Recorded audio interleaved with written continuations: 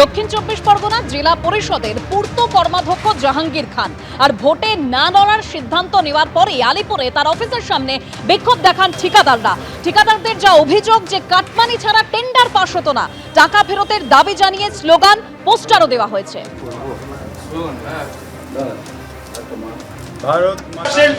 দক্ষিণ চব্বিশ পরগনা জেলা পরিষদের অফিসে একেবারে কন্ট্রাক্টররা তারা কিন্তু জাহাঙ্গীর খানের যে অফিস রয়েছে সেই জাহাঙ্গীর খানের অফিসের সামনেই কিন্তু তারা বিক্ষোভ করছেন, স্লোগান দেখাচ্ছেন এবং তারা স্লোগান দিচ্ছেন এভাবেই, বিক্ষোভ দেখাচ্ছেন এভাবে যে জাহাঙ্গীর খান সে কিন্তু তার বিরুদ্ধে যেটা অভিযোগ, জাহাঙ্গীর খান যেহেতু পূর্ত এবং পরিবহন দপ্তরের কর্মাধ্যক্ষ ছিলেন এবং জেলা পরিষদের সেই কর্মাধ্যক্ষ থাকার দরুন তার কাছ থেকে কোনো কাজ পেতে গেলে এখানে অভিযোগ এই যে জাহাঙ্গীর খানের পিএ প্রবীর হাজরার মাধ্যমে কাটমানি প্রদান না করলে আমাদের টেন্ডারে অংশগ্রহণ করতে দেওয়া হতো না এবং কাজ পাওয়ার ক্ষেত্রেও বাধার সৃষ্টি করা হতো।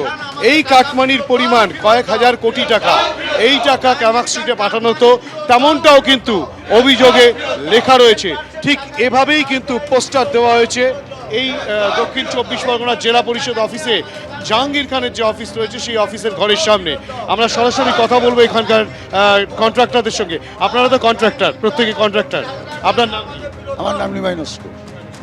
আপনারা এই যে জাহাঙ্গীর খানের যে অফিস রয়েছে জেলা পরিষদের অফিস, উনি পূর্তের কর্মাধ্যক্ষ ছিলেন, ওনার অফিসের সামনে আপনারা পোস্টার দিলেন। এই পোস্টারে মূলত কি উল্লেখ করতে চেয়েছেন এবং আপনারা কি অভিযোগ করছেন? আমাদের দীর্ঘদিন 7 বছর ধরে 7% থেকে 10% টাকা কার্ড মানি দিতে হয় প্রবীর হাজরার কাছে জমা করলে। তার কথাটা কি? প্রবীর হাজরা জাহাঙ্গীর খানের পিএ, জাহাঙ্গীর খানের পিএর কাছে প্রবীর হাজরাকে জমা দিলে তারপরে আমাদের কাজ এন্ট্রি হবে। হতে পারে, না হতে পারে, আবার বলবে পরের বারে টাকা দেওয়ার পরে। 7 বছর ধরে একটা কাজ কোটি কোটি টাকা আমাদের কাছ থেকে, কন্ট্রাক্টরদের কাছ থেকে নিয়েছে, কোটি কোটি টাকা। এবং একটা এনআইটি 7টা 8টা 10টা 20টা করে কাজ বার হয়, দেখা যাচ্ছে 50 লাখ 60 লাখ 1 কোটি, সবার 7%। আবার কন্ট্রাক্টরের কাছে 2% বেশি নেয়, তার কাজটা আমার কাজটা তার দিয়ে দেবে। এইসব প্রবীর হাজরা করতেন।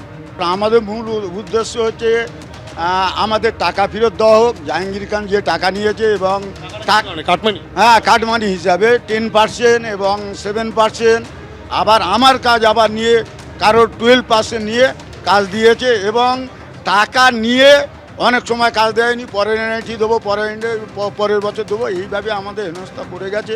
একাধিক কন্ট্রাক্টর তারা যারা রয়েছেন তারা যেটা স্পষ্টত বলছেন, তারা ইতিমধ্যেই আজকে জেলা পরিষদের অফিসের সামনে এসেছেন এবং এখানে কিন্তু একেবারে জাহাঙ্গীর খানের ঘরের সামনে জলজল করছে জাহাঙ্গীর খানের নাম।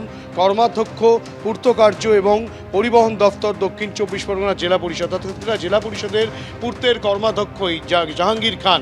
সেই পূর্তের কাজকর্ম করতে গেলে এই যে কন্ট্রাক্টররা যারা রয়েছেন তারা বেশ কয়েকজন এসছেন ইতিমধ্যে, তাদেরকে রীতিমতো কোটি কোটি টাকা দিতে হতো, তাদেরকে বিভিন্ন পার্সেন্টেজে সেই টাকা দিতে হতো, তেমনটাই অভিযোগ। এবিপি আনন্দ, এগিয়ে থাকে, এগিয়ে রাখে।